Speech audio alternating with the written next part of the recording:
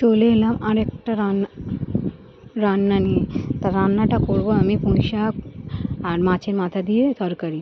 তা পুঁই শাক আর মাছের মাথা দিয়ে তরকারি রান্না করতে গিয়ে প্রথমে আমি তেল আর পেঁয়াজ দিয়ে ডাঁটাটা দিয়ে দিলাম, দিয়ে একটু ভাজা ভাজা করে নিলাম। নেওয়ার পরে আলু দিয়ে আমি ভালো করে নেড়ে চেড়ে নেব। তা আলু দিয়েও একটু হালকা ভেজে নিয়ে কুমড়োগুলো আমি দিয়ে দেব, দিয়ে হালকা করে এটাও ভেজে নেব। কেন, যেহেতু সবজি কাঁচা কাঁচা সব আমি দিচ্ছি, ওই জন্যই ওই তেলের মধ্যেই সব ভেজে নেব। তা ভাজা আমার কমপ্লিট হয়ে গেছে, ওই জন্য আমি একটু আদা বাটা আর জিরে বাটা দিয়ে দিলাম। তা আদা জিরে বাটা দিয়ে এবার একে একে সব মশলাগুলো আমি দিয়ে দেবো, যেরকম হলুদ গুঁড়ো, লঙ্কা গুঁড়ো, নুন সব দিয়ে ভালো করে তরকারিটা আমি নেড়ে চেড়ে নেব।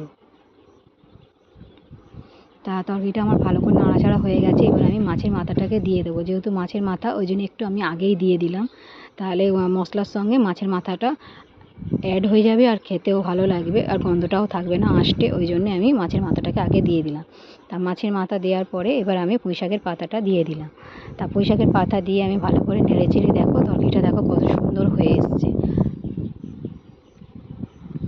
তা তরকারিটা সত্যি খুব সুন্দর দেখতে লাগছে, খেতেও ভালো হয়েছিল। তা আমি তো খাওয়ার পরে ভয়েস ওভার দিচ্ছি, ওই জন্যে বলতে পারলাম যে খেতেও ভালো হয়েছিল। তা দেখো তরকারিটা কত সুন্দর হয়েছে। তা তোমাদেরকে নামিয়ে দেখাচ্ছি তরকারিটা কত সুন্দর হয়েছে, দেখো। চলো টাটা।